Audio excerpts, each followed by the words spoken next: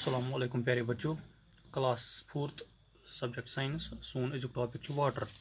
Our body needs water. यह पान कत मज मेन टॉपिक सोन food food and it's food and fun अथ मज topic water. Our body needs a lot of water.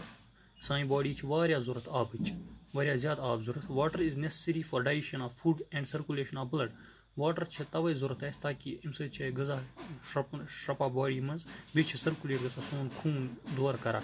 It throws out the waste material. आब सती waste material body मज यह नेरान नबर and it keeps us fit. बे आब सत फिट रोजान। तवे वन आब हसा गुन सठा ए गर्ल ड्रिंकिंग वाटर। ये शक्ल अकिस गर्ल अकिस बच्ची हज त्रेश चवान। सत ब्या टॉपिक रा food. We eat fruits and some vegetables without cooking. कह फ्रूट्स तो वेजिटेबल्स तुम यम कुकिंग रन बगैर हेका खेत। जैसे कि गाजर कैरोट या ककुम्बर या कैबेज रेडिश बीट टमाटो हम नीली तो हेका खेत। रा गो न्यूल।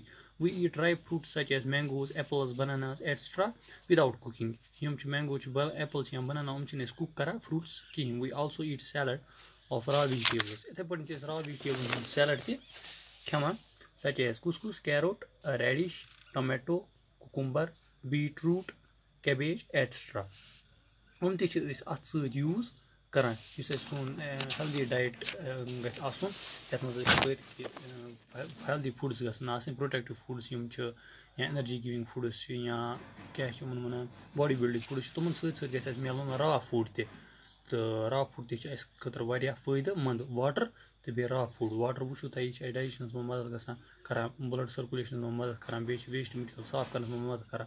इथे पे रा फूड सैलड कर यूज रा वेजिटेबल्स या रा फ्रूट्स। तो यह टॉपिक गो एंड।